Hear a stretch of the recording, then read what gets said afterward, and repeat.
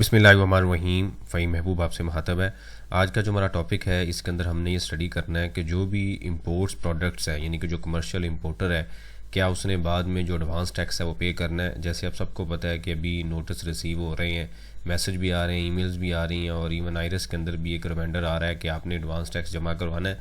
तो हम एक एग्जांपल के थ्रू इसको स्टडी करते हैं। वो एग्जांपल आप नॉर्मल बिजनेस पे भी अप्लाई कर सकते हैं और उसी तरीके से हम कमर्शियल इंपोर्टर पे भी अप्लाई करेंगे। तो फॉर एग्जांपल एक कमर्शियल इंपोर्टर है, उसने कोई भी प्रोडक्ट्स हैं वो इंपोर्ट की हैं और उसकी जो इनवाइस वैल्यू है प्रोडक्ट की वो हम एज्यूम करते हैं कि वो है 1.2 मिलियन। उसके बाद जब वो प्रोडक्ट इंपोर्ट होती है तो ऑब्वियसली उसके ऊपर ड्यूटीज़ होती हैं, मतलब ये इनवाइस वैल्यू है यूएसडी में होती है और उसके बाद रेट अप्लाई होने के बाद ये पीकेआर में आता है। उसके बाद ड्यूटीज़ पे होती हैं। फॉर एग्जांपल ड्यूटी हैं 25%, मतलब आरडीज़ हैं, आरडी ड्यूटी है, कस्टम ड्यूटी है, कोई भी ड्यूटीज़ है तो हम ये कहते हैं 25% है जो कि 2.5 लाख रुपये बनता है। ठीक है, और ये चूँकि एक्चुअल होगी और ये जो टोटल वैल्यू बनती है वो फॉर एग्जांपल हम कहते हैं कि, बल्कि इसको हम ये एग्जांपल लेते हैं कि इसको हम 1 मिलियन करते हैं ताकि ईज़िली हम इसकी स्टडी कर लें। और टोटल आफ्टर ड्यूटीज़ 12,50,000 रुपये। उसके बाद क्या होता है, इसके ऊपर हम सेल टैक्स पे करते हैं, यानी कि हमसे सेल टैक्स चार्ज किया जाता है 20%। अब 20 कैसे आता है, 17 + 3, यानी कि 17 नॉर्मल है, 3% एडिशनल है क्योंकि कमर्शियल इंपोर्टर है और हमसे एडिशनल टैक्स वहीं पे ले लिया जाता है। तो ये अमाउंट भी बनती है 2.5 लाख रुपया। ठीक है जी, ये टोटल जो अमाउंट बनती है ये बन गई 1.5 मिलियन। उसके बाद क्या होता है, इनकम टैक्स चार्ज किया जाता है। इनकम टैक्स होता है 5.5% या 5.5% हम एज्यूम करते हैं। तो 5.5 अगर हम लेते हैं तो ये फिगर बन जाएगी 82,500। तो ये सारी जो चीज़ें हैं eight the time of import हम यहाँ पे लिख भी लेते हैं। Eight the time of import हमने जीएसटी भी पे कर दिया जी, और उसके बाद क्या किया हमने, जो इनकम टैक्स है वो भी पे कर दिया। अब क्वेश्चन ये आता है कि जी मैंने तो एडवांस टैक्स पे कर दिया है eight the time of import, तो क्या मैंने अभी दोबारा टैक्स पे करना है और किस लॉजिक के मुताबिक मैंने नहीं पे करना, उसको भी हम स्टडी करने लगते हैं। तो फॉर एग्जांपल ये हमारी कॉस्ट बनती है 12,50,000 रुपया। ठीक है, चूँकि ये जो टैक्स है इनपुट और आउटपुट के अगेंस्ट इसको हम एडजस्ट करेंगे और ये जो टैक्स है ये चूँकि मिनिमम टैक्स है ये साल के एंड पे जाके एडजस्ट होगा। तो हमारी कॉस्ट ये बनती है 12,50,000 रुपया। मैं ये कहता हूँ कि इसके अंदर जो दूसरे क्लियरिंग चार्जेस हैं, ट्रांसपोर्टेशन है, वो मैं एज्यूम कर रहा हूँ कि अभी हम नहीं है। हम ये कहते हैं कि जी सिर्फ हमारी, क्योंकि वो भी ऑब्वियसली ऐड होंगे तो वो उसके बाद एक कॉस्ट डिसाइड होगी। तो 12,50,000 रुपया और हमारी जो सेल प्राइस हमने डिसाइड की है ना, हम कहते हैं जी 50% मार्जिन है फॉर एग्जांपल। तो जब हम सेल करते हैं तो हमने क्या की, इस 12,50,000 की जो चीज़ थी इसको हमने 18,75,000 रुपये पे सेल कर दिया। ठीक है, यानी कि सेलिंग प्राइस थी। इसके ऊपर चूँकि हमने प्रॉफिट मार्जिन डिसाइड किया है तो इसको लेट से हम 50% मार्जिन रखें तो इसको मल्टीप्लाई 1.5 करेंगे तो वो 18,50,000 रुपये आ जाएगा। ठीक है, 50% के मार्जिन पे हम कहते हैं कि जी हमने फॉर एग्जांपल इसको सेल किया। उसके बाद आता है कॉस्ट, यानी कि प्रॉफिट, ये मार्जिन आपका एक्चुअल होगा 30 भी हो सकता है, 20 भी हो सकता है, 10 भी, जो भी एक्चुअल बिजनेस का होगा। उसके बाद इसकी कॉस्ट क्या है, कॉस्ट ऑफ सेल क्या है, 12,50,000 रुपया। ठीक है, ये फिगर आ गई। तो हमारा जो जीपी है, ग्रॉस प्रॉफिट, वो निकलाएगा 6,25,000 रुपया। ठीक है जी, उसके बाद कुछ हमारे एक्सपेंसेस भी होंगे और हम ये कहते हैं जी हमारे 1 लाख लेट से 25,000 रुपये के अदर एक्सपेंसेस हैं।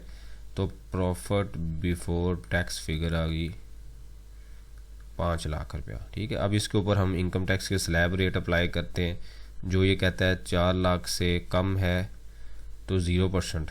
ठीक है, और इससे ऊपर है तो 1 लाख के ऊपर हमने क्या किया, 5% हमने ले लिया तो वो 5,000 रुपये हमारा जनाब टैक्स बन गया। ठीक है, ये हमारा टैक्स कैलकुलेट हो गया 5,000 रुपये। अब देखिएगा कि जो हम यहाँ पे भी स्टडी करने लगे हैं कि हमने, यानी कि कमर्शियल इंपोर्टर ने most of the time advance tax क्यों पे नहीं करना।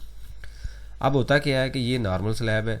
मिनिमम टैक्स का मतलब ये है कि eight the time of import जो आपने टैक्स दे दिया है ये आपका मिनिमम है, और जब आप सेल करेंगे, जैसे अभी यहाँ पे 5,000 निकला है, तो अगर 82,500 ये अब इस केस में मिनिमम है, तो दोनों में से मैक्सिमम कौन सा निकल आया? 82,500।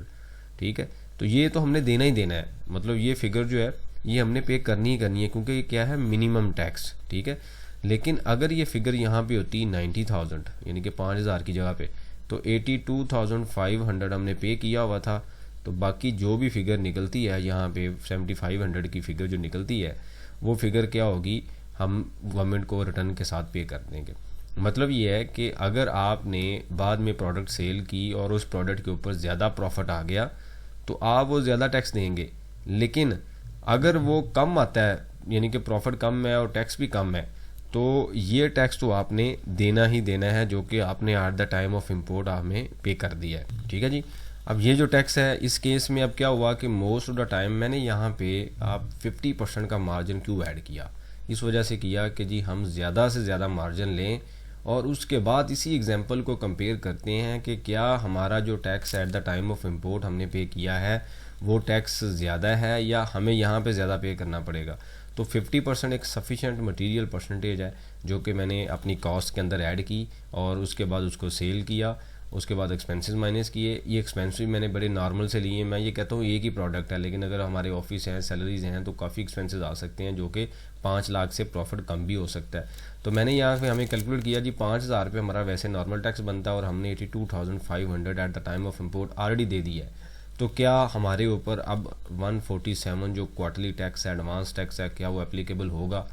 अब आपके सामने बिल्कुल अप्लाई नहीं होगा, क्योंकि आपने at the time of import already tax दे दी है।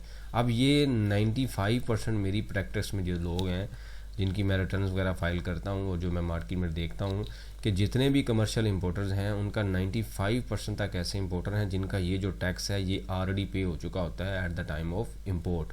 तो इसका मतलब ये हुआ कि जब आपने इसका 147 का रिप्लाई करना है तो आपने सिंपल सा ये कहना है कि हमारा देखें, अगर तो आप बना सकते हैं तो आप बना लें कि जी ये हमारे अकाउंट्स हैं, बना लें वैसे बेहतर है, क्योंकि आपको बाद में अगर अप्लाई करेंगे तो आपको नोटिस दोबारा भेज दिया जाएगा कि जी हमें एस्टीमेट फाइल करें कि किस बेसिस पे आपने कहा कि आपका टैक्स पेबल नहीं है।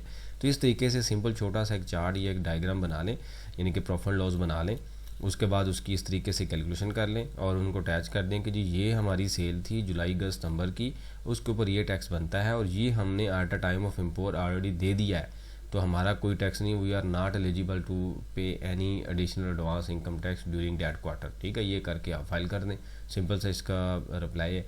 तो इस तरीके से मेरे ख्याल में अब आपका जो कॉन्सेप्ट है वो क्लियर हो गया होगा, क्योंकि काफ़ी दोस्तों के क्वेश्चन आ रहे हैं, काफ़ी लोगों के क्वेश्चन आ रहे हैं कि हम एलिजिबल हैं हम कि नहीं हैं, किस तरीके से पे होना। तो इसलिए मैंने डिसाइड किया कि हम एक एग्जांपल के थ्रू इसको स्टडी करते हैं, ताकि जो कॉन्सेप्ट है वो बिगनिंग से एंड तक हमें पता हो कि ये किस तरीके से चीज़ें मूव हो रही हैं और किस तरीके से एडजस्ट हो रही हैं। अब यहाँ पे जो सेल टैक्स है इसकी अभी हमने बात नहीं की, क्योंकि सेक्शन का जो लेक्चर का टॉपिक था वो एडवांस टैक्स था। इसको ऑलरेडी हम देख चुके हैं इंपोर्ट के लेक्चर में कि सेल टैक्स को कैसे एडजस्ट करना है, कैसे रिकॉर्ड करना है। लेकिन चूँकि ये डिस्कशन सारी 147 या इंपोर्ट इनकम टैक्स से रिलेटेड थी, इस वजह से हमने जो ज़्यादा फोकस किया है वो किसके ऊपर किया है? इनकम टैक्स के ऊपर किया है। अब इससे रिलेटेड कोई क्वेश्चन हो आप मेंशन कीजिए, उसके ऊपर हम डिस्कशन करते हैं ताकि जो लर्निंग का प्रोसेस है ये कंटिन्यू रहे। थैंक यू वेरी मच, जज़ाकल्लाह।